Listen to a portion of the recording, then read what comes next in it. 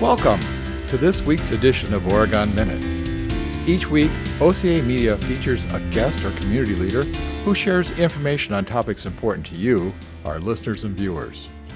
New weekly episodes are broadcast on our cable channels as well as on demand through our YouTube channel. Visit ocamedia.com for more information.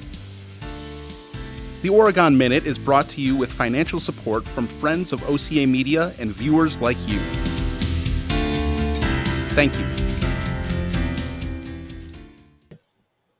Welcome to the Oregon Minute. I'm your host, Tom Kirchdorfer.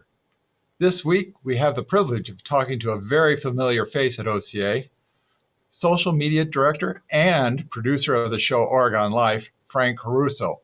Frank, welcome to today's program. Tom, thanks for having me. This is exciting. I don't get to get on the program and talk about the program or myself. I'm usually interviewing others. We're very excited to have you here today, Frank. I think that a lot of people have always wondered, who is that guy running around town? I think they have. Though they do stop me on the streets and in the grocery stores and the pharmacy and the hardware store and say, hey, I got an idea. Oh, well, that's great. Well, first off, I want to thank you for all the stories you produced for OCA. It's been remarkable. Have you always been a storyteller? Can you just tell us a little bit about that?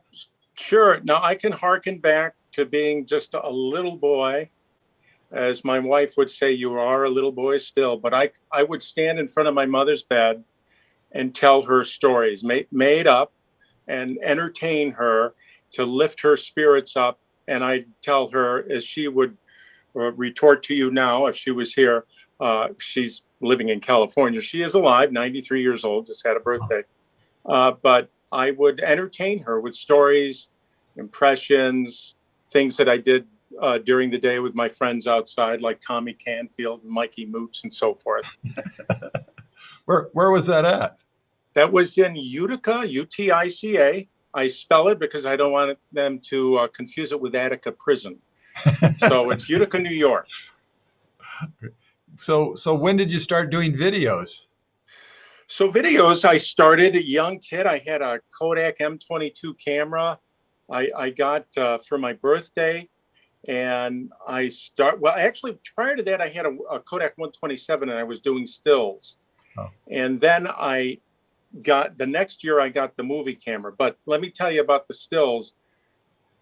I got a little developing set one Christmas, and I was able to develop my film roll, black and white, then 12 exposures. So I had to be careful, like today with, our iPhones or Androids, we're taking thousands of pictures, but because of the expense of that, which was reasonable, I would watch what I take it to Tracy Adams Photoshop, wait 3 weeks, get it developed, or then I'd put it in my developer and watch it develop. And to me, Tom, the magic of seeing that picture appear in that liquid was phenomenal.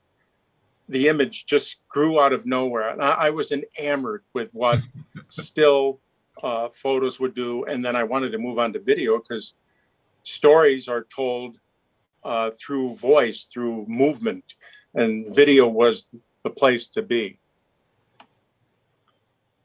So what kind of stories do you look for? What's your favorite kind of story? My favorite kind of story is something that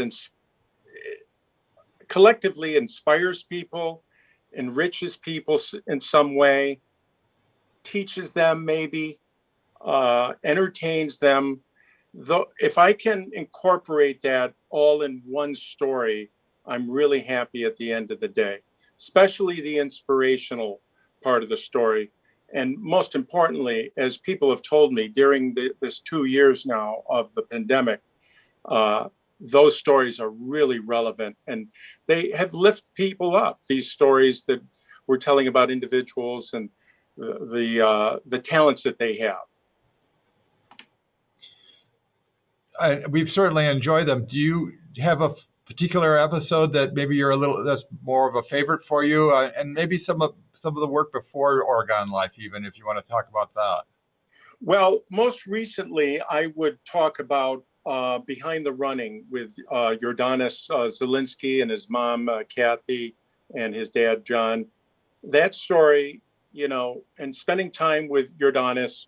He's an athlete. He broke I believe it was a 30-year school record, and I happened to be there that day in Janesville.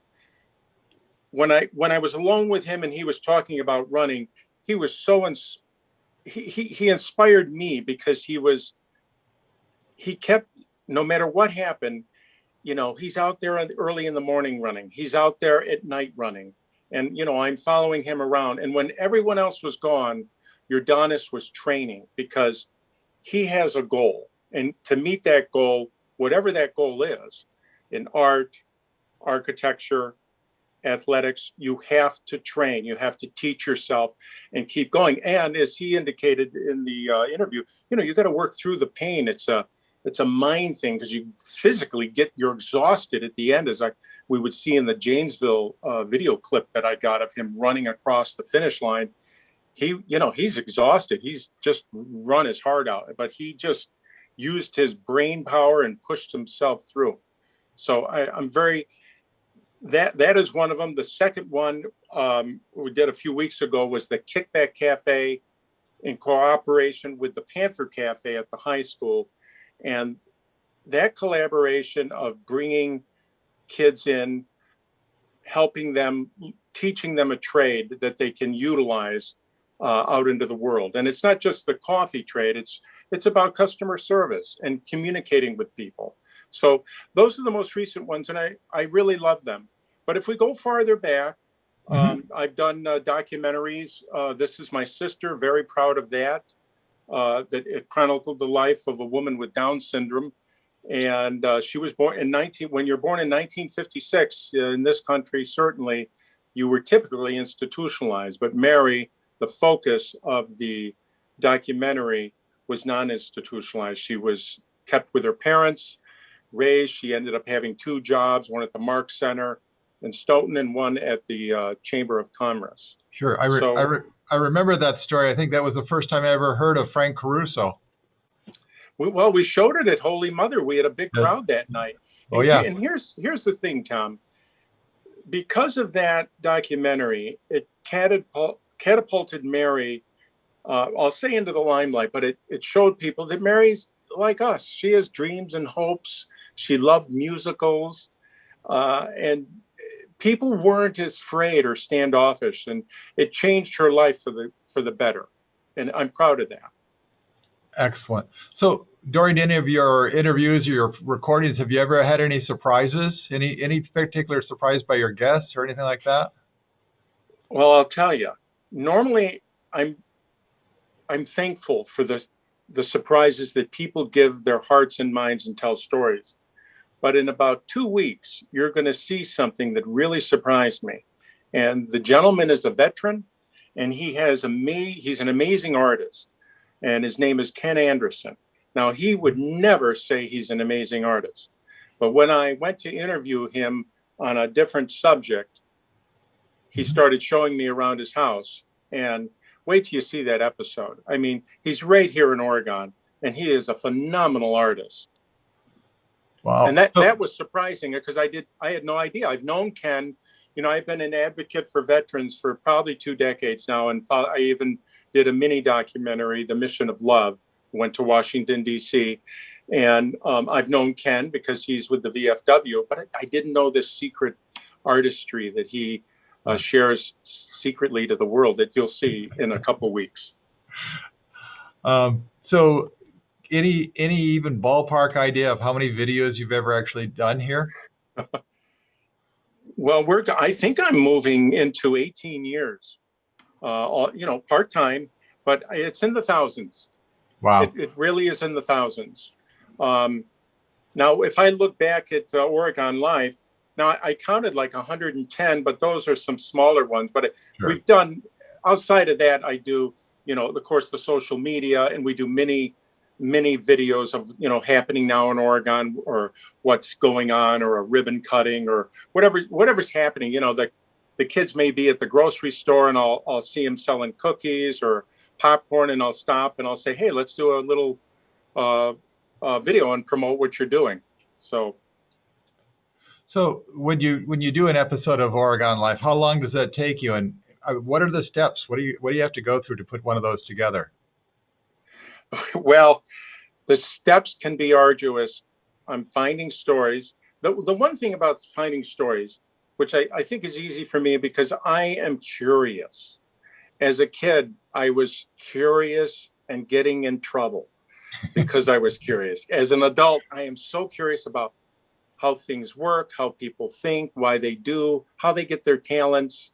So the curiosity is getting the story, but the pre-production is either an email, a text, making a call, the production itself, going in, filming, setting up the sound, the post-production of putting all your A-roll, your main footage together, then all your B-roll, then try whatever they've said. When you're filming someone, you're listening to them, but you're also concerned that you are capturing the video and of course the audio.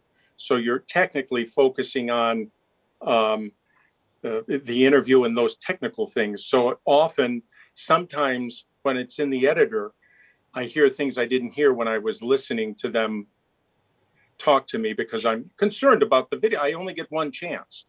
I can't go back to Jordanis in Janesville and have him run and break the school record again. So you got to be ready to go. And so I mean, I have experience, but I'm always concerned and nerve-wracking sometimes to get things, especially when the wind's outside, Sure. So I noticed in a couple of the more recent episodes of the Oregon Life, especially with the anthologies that have been running here recently, that there's sponsors being mentioned. What kind of sponsors do you look for, and how do they help you do more videos? Well, first, I am thankful for our sponsors, people that give privately, and our insurance company, Torhorse Insurance, that has supported us. We are a nonprofit, as you know, organization. Our team is all part-time to get things on the air. Even though I'm producing this, when it goes in, our new employee Josiah has to go and program the thing. It takes a lot of time and a lot of effort. So it's not just one person doing things. It's a multitude of people doing things, even though I'm doing the thrust of it. So the money helps to get the program out, pay a little wage to us, help, advertise for us to come in. Now, you could be an individual and give $5-10 and help support quality programming that inspires people, that gives people hope. And Sure. Why not pay for that? What's $5? Sure. So well, anyone that ever wants to donate, please let us know. That'd be wonderful. So what else do you want to, any other things you want to cover about Oregon Live for yourself, Frank? We're giving us some thoughts on yourself here today, but these people don't know you that well. So anything else you want to share? No, I'm an idealist. I hope for the best for everybody, everyone I know, everyone I come in contact with. I really want to support people in our community, on the outskirts of our community. Anywhere I go, I want to try to help people as much as I can. I think lifting people up when they're not doing well is one of the most important human things we can do for each other. And that's the impetus of my life, to do that, because that brings me joy. My mother would say, Frankie, when you're helping, she called me Frankie, when you're helping others, you're lifting the world. So I always remember that. I was little at the time. I really didn't understand. But, I shoveled driveways or raked lawns. It's just little things like that. So, and about me, I love telling stories. I love writing. I'm working on 2 different screenplays intermixed within the confines of my, grabbing these stories for Oregon Life, which I love to tell.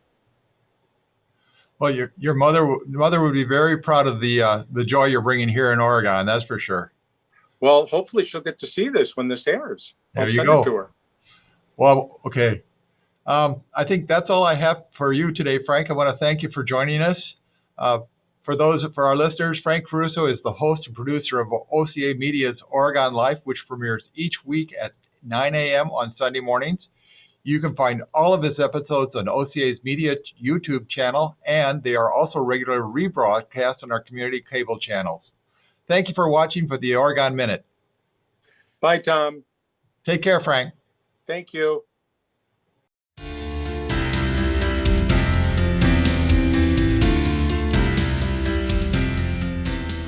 You're watching OCA Media, your Oregon Community Access Station.